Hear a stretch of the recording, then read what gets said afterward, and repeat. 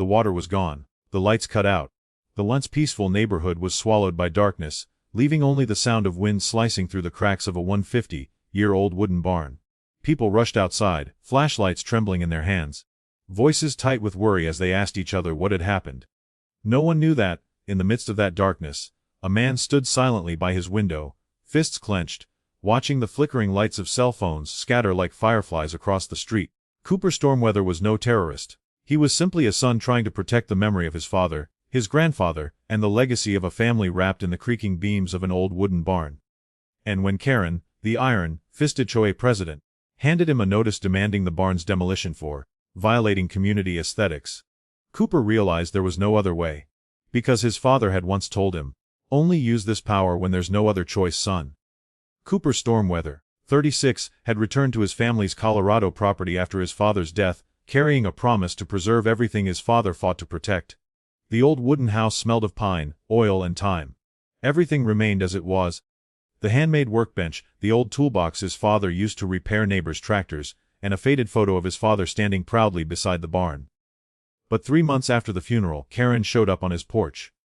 She didn't bother knocking, just stood there in her sharp heels grinding into the gravel, eyes scanning from the weathered roof to the creaking barn sign that read, "Stormweather Farm."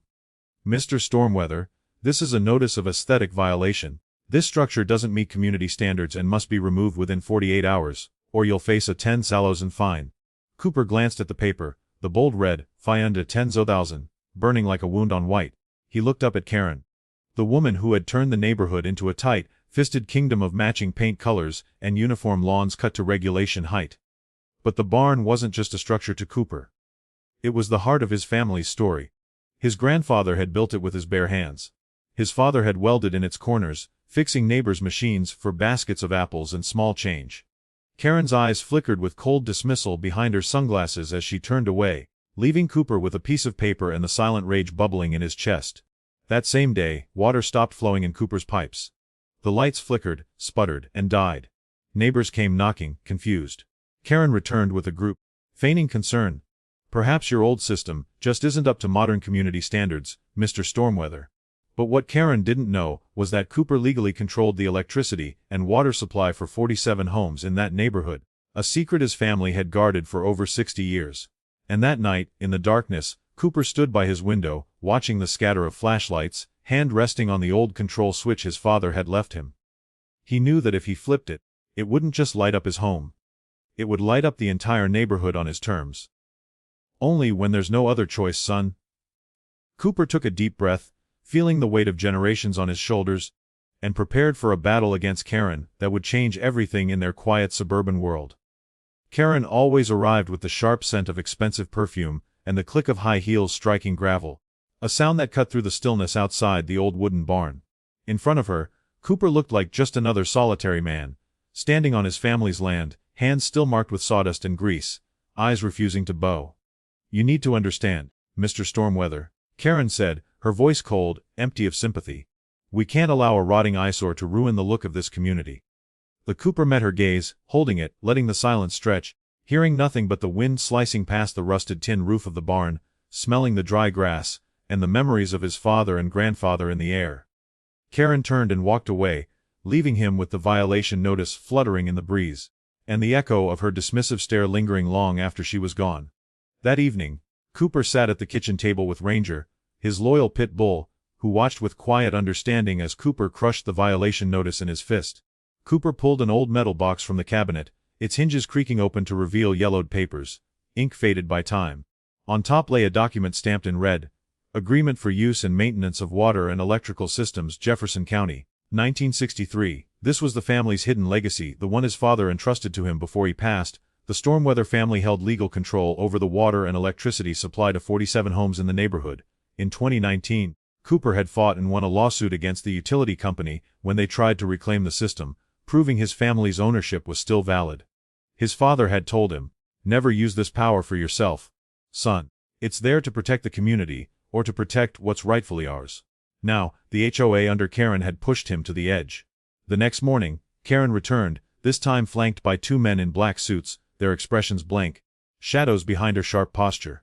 "We're here to assess the property for immediate compliance." Karen said, raising her iPad to begin recording, her eyes flat and unmoved. Cooper remained silent, arms crossed as he leaned against the barn doorframe. Ranger sat beside him, calm but alert, his deep brown eyes following every movement. You have 24 hours to submit your demolition plan, Karen continued, her voice like steel. Or we will proceed with legal enforcement. As they turned away, Cooper watched, his fists tightening, heat rising in his chest like wildfire. He turned back inside, walking down the creaking steps to the basement, unlocking the old iron door hidden behind the furnace. The place his father had led him one final time. Inside was the old control panel, lined with precisely labeled switches, each marked with the address of a house in the neighborhood.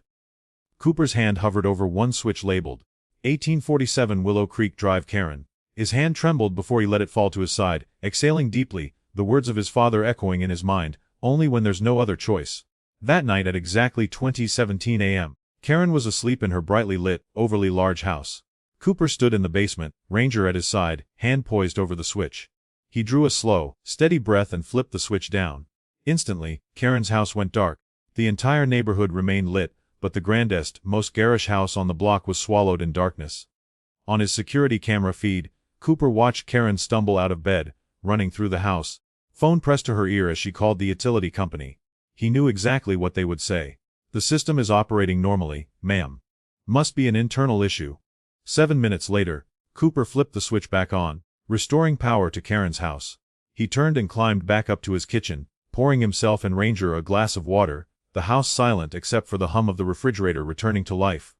It was only a warning, but Karen had no idea. The real battle was just beginning. The next morning, the air in the neighborhood was strangely still, but Cooper knew it was the quiet that comes before a storm. Standing by his window, he watched as Karen stepped out of her sleek black SUV. This time, she wasn't alone. 2 security guards in black suits flanked her, and with them came a woman with a camera and a man in a gray suit with a name tag that read, Property Assessor. Karen wore that practiced, fake smile as she walked confidently toward Cooper's gate, her voice clear and sharp. We're here for the final compliance inspection, Mr. Stormweather. You have 72 hours to submit your demolition plan, or there will be consequences. The Cooper didn't answer. He simply met her gaze, the rage gone from his eyes, replaced by a cold, steely calm. The same steel his father once used to weld rusted plows back to life in the barn behind him. That evening, Cooper sat alone at the old wooden table, Ranger lying at his feet, eyes filled with quiet concern. Cooper pulled out his phone and dialed Earl Kowalski, the 72-year-old retired plumber and the only neighbor who knew the Stormweather family's secret. Earl, it's time. I need you here. There was a pause on the other end before Earl's gravelly voice replied. You sure about this, Cooper? There's no going back once you cross this line. I'm sure. 20 minutes later, Earl arrived, wearing a faded flannel jacket, his eyes sharp under his weathered brow. Without a word, he headed down to the basement, his gaze softening with awe as he took in the sight of the old control panel. His fingers brushing over the carefully labeled switches. Your dad always said this was the finest piece of engineering he ever built. Earl murmured. They gathered around the old workbench, unrolling a map of the neighborhood, marking each house and noting the addresses of Karen's strongest supporters. Ranger sat nearby, ears perked, watching as Cooper and Earl spoke in low, steady tones about, Hour 24, Hour 48-2. Hour 0 starts when Karen delivers her final notice, Earl explained, tapping the map. Hour 24, we cut power to the entire neighborhood for 3 minutes. A warning. Hour 48, targeted outages for Karen and her cronies 15 minutes. Hour 72, he paused, glancing at Cooper. Woo go live. Cooper nodded, his eyes fixed on the switches. This isn't about revenge, he said quietly. It's about reminding them who this community really belongs to. The next day, Earl brought back news from Murphy's Diner. Jimmy the mailman overheard Karen meeting with lawyers from Denver. Word is, she's trying to sell the entire neighborhood to a casino developer. But they need everything to look clean. No historical structures in the way. Cooper clenched his fists as the realization sank in.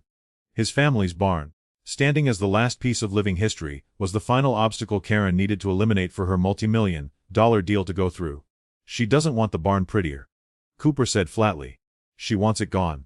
It exactly at hour 24. As Karen stood on her porch talking on her phone, the sky dimmed, and the entire neighborhood's lights flickered and died. 3 minutes of silence followed, broken only by barking dogs, confused voices, and the slowing hum of cars rolling to a stop. Then, just as suddenly, the lights returned, as if nothing had happened. Karen whipped around, her eyes wide with panic quickly masked by anger, dialing her phone, barking orders. In the basement, Cooper looked over at Ranger, then at Earl. She got the warning. Earl gave a small, knowing smile. If she didn't understand, we'll send her another message. Louder this time. Karen still didn't realize that the game she had started was now far beyond her control. An hour 72 would be a night she would never forget. Karen could no longer maintain her calm facade after the blackout.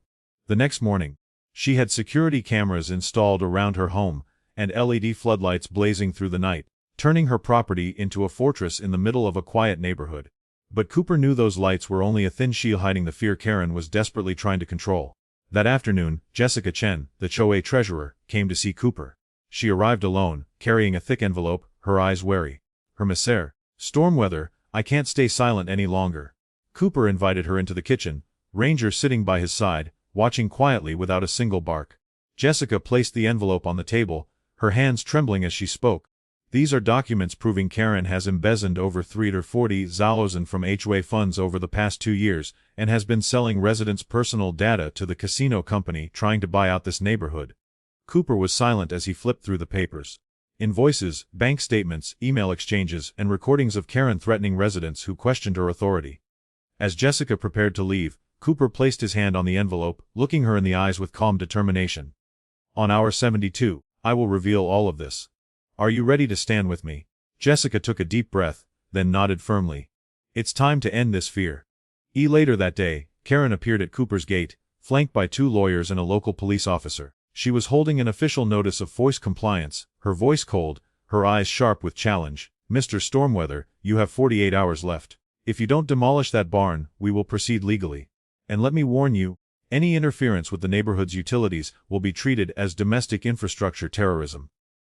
Cooper didn't respond, taking the paper from her hand, meeting Karen's gaze with a calm so unsettling that she hesitated before turning away. At hour 48, precisely at 7:00 p.m., as families gathered for dinner, lights across the neighborhood began to flicker, before shutting off entirely at Karen's house and the 6 homes of her closest supporters. 15 minutes of darkness followed, filled with the sounds of alarms, children crying and neighbors shouting in confusion. Then the lights returned, leaving behind a heavy, lingering silence.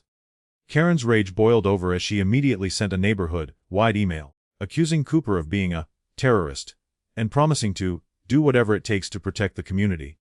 But that night, as Cooper sat alone in the basement, Ranger lying quietly at his feet, Earl entered with a knowing smile. You ready for this, son? Cooper nodded, eyes fixed on the control panel, with its switches labeled with every house in the neighborhood. It's time. While Karen continued her attempts to manipulate the community with Facebook posts and emotional speeches about community safety and stopping violence, Cooper was preparing for hour 72. This final night would not be just another blackout. It would be the night when truth would flood the darkness, exposing everything, leaving Karen nowhere to hide. The night of hour 72 arrived, and the entire neighborhood seemed to hold its breath. The wind rustled through the trees, slipping through the cracks of the old barn, carrying the scent of wood and the damp chill of an autumn evening. In the basement, the warm glow of a single lamp lit Cooper's face as he checked each camera feed, each signal line. Earl sat quietly in the corner sipping coffee, his eyes glinting whenever they fell on the old control panel. Ranger lay close by Cooper's feet, ears low, eyes wide, sensing the charged tension in the room. At 7:25 p.m., 35 minutes before the broadcast, Cooper's phone buzzed. Karen was calling. Mr. Stormweather, this is your last chance.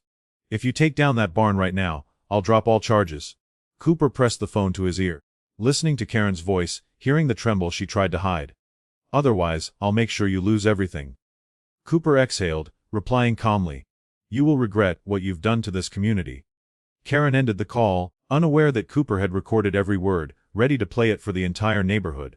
At 7:55 p.m., Karen stood in the community center, addressing over 40 residents. She was in the middle of a heated speech, accusing Cooper of being a domestic infrastructure terrorist, and urging the neighborhood to unite against his destruction. At exactly 8:00 p.m., hour 72 began. Cooper sat up straight, eyes unwavering, hand resting on the master switch. Ranger stood, pressing his head against Cooper's leg as if lending him strength. He glanced at Earl. It's time. The switch flipped down. All of Willow Creek went dark. The whir of ceiling fans stopped. Children's voices went silent. Karen stood frozen in the community center, the only light now coming from the scattered glow of cell phone screens reflecting off her pale face. At that moment, battery-powered speakers hidden across the neighborhood crackled to life, carrying Cooper's steady voice. Good evening, neighbors. This is Cooper Stormweather. What you are experiencing is not an attack but the moment we reclaim the truth. Cooper began streaming live. Dozens of phones in the neighborhood displayed HOA corruption evidence livestream starting. He presented proof of Karen's embezzlement of over $340,000 from HOA funds, her sale of residents' private data, her threats to those who challenged her, and her plan to sell the entire neighborhood to a casino for personal gain. In the darkness there were gasps, whispers, and then shouts. She lied to us. Where's our HOA money? Karen, you betrayed us. Inside the community center, Karen grabbed for the microphone, screaming, "Don't listen to him. This is fake. He's a terrorist." At that moment, the sound of police sirens and FBI vehicles filled the air, red and blue lights piercing the darkness. Moving steadily toward 1847 Willow Creek Drive, Karen's house. Through the police radio scanner, Cooper heard clearly, "Executing arrest warrant for Karen Thornfield. Charges include embezzlement, fraud, and money laundering." Karen struggled as she was handcuffed, cell phone lights catching every angle as neighbors recorded her being led away. The streetlights flickered back on, illuminating a neighborhood that had just been freed from the grip of a greedy tyrant.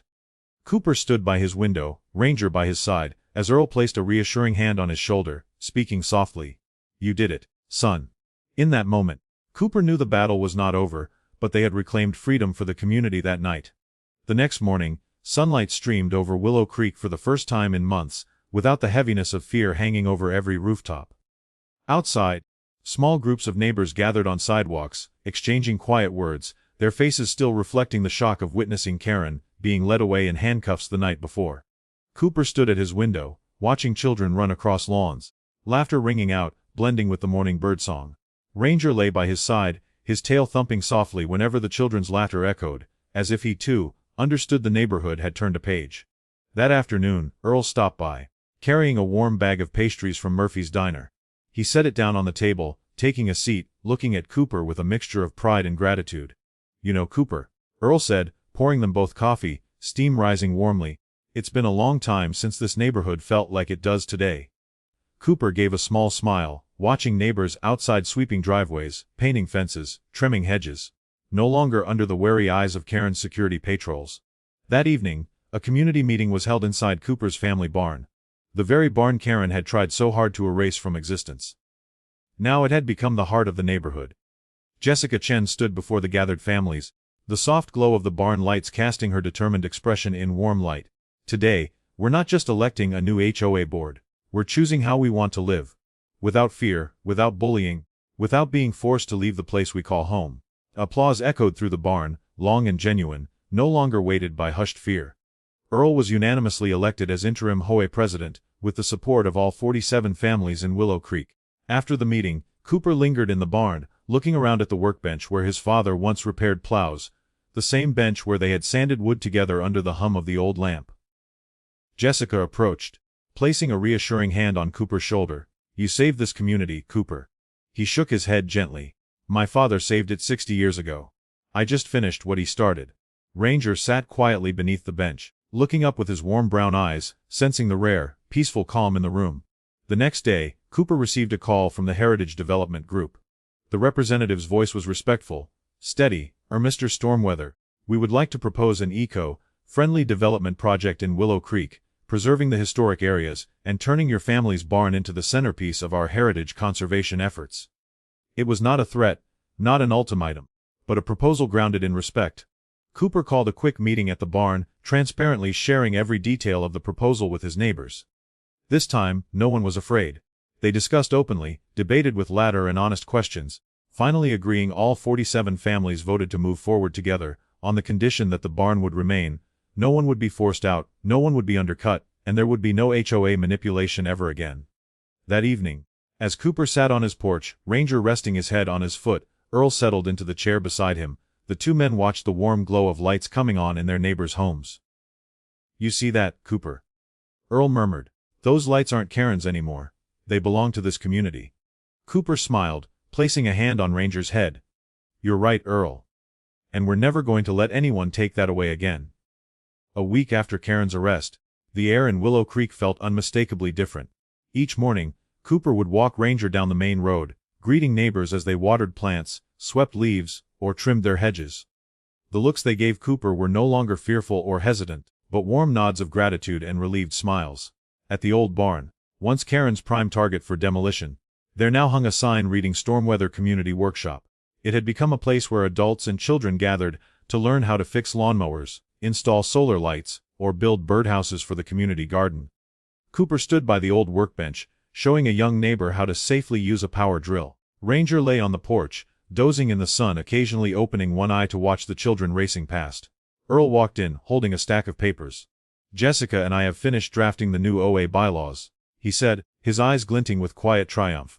"No more ridiculous clauses, no hidden fines, every expenditure transparent, and the community votes on every major decision." Cooper took the draft, scanning it carefully before nodding. "My dad would have been proud of this." Earl chuckled, giving Cooper's shoulder a firm pat. "You made sure his legacy lived on, son." That afternoon, the neighborhood gathered at the barn for a small celebration of reclaiming their freedom.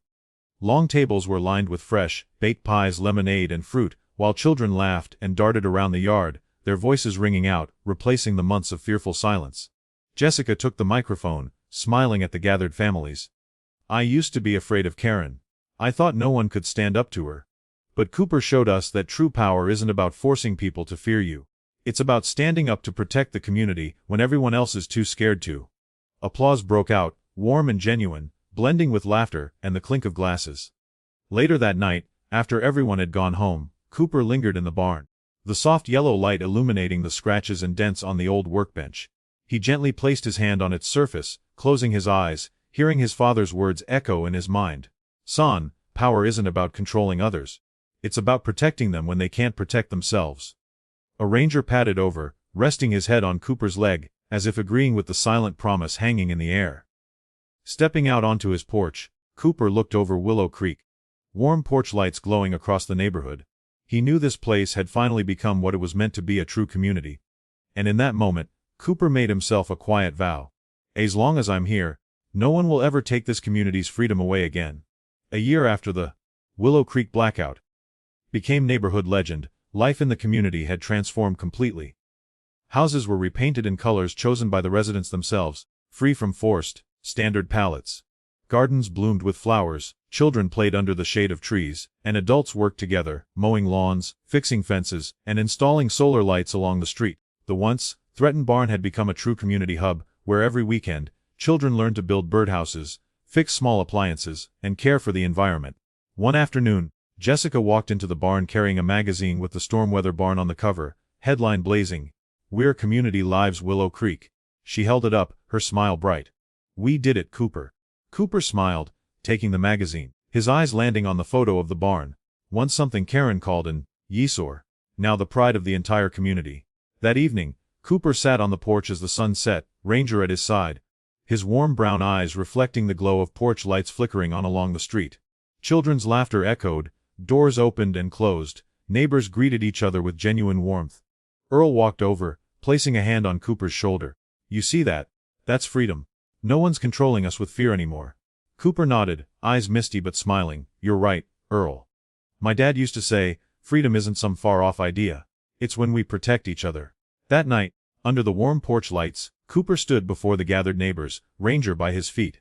His voice was calm and steady, letting each word sink in. Karen thought power was about making people afraid. But real power is standing up to protect others, even if you have to stand alone. He looked across the familiar faces, smiling. "We've taken back our community. And we will protect it.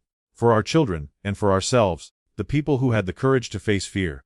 The meeting ended with hugs and handshakes, laughter filling the night air. Willow Creek was no longer a neighborhood ruled by fear but a family, strong and free. That night, as the wind rustled through the trees and moonlight fell across the barn roof, Cooper knew one thing for certain: his father would have been proud.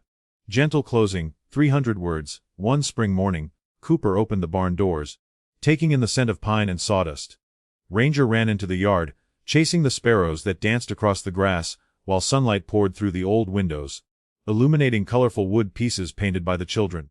Jessica arrived with a basket of red apples, placing it on the workbench with a warm smile, her eyes filled with hope for the future. Together, they sat, watching the children learn to hammer nails, tighten screws, and build small garden stands for the community. Outside, Earl adjusted the solar light they had installed, turning back with a grin. "These kids are handier than I ever was at their age." Laughter rippled through the barn, soft but full of life. Cooper stood silently for a moment, watching the children run, feeling Jessica's hand slip into his. He thought, "This is what my father wanted. A strong community where people protect each other, where no one is left behind." In that moment, Cooper knew that no matter what challenges lay ahead, they had reclaimed light, freedom, and trust. Things Karen could never take away again. If you've listened this far, thank you for staying with this story. Do you believe that each of us has the power to create change in our community, just like Cooper and his neighbors did? Share in the comments a story of a time you stood up to protect fairness for yourself or someone else. If you enjoy stories about courage, justice, and the strength of human connection, don't forget to like, subscribe, and turn on the notification bell so you won't miss the next stories on this channel. Because, you know what? Power isn't about controlling others. It's about having the courage to stand up for them, even if you have to stand alone.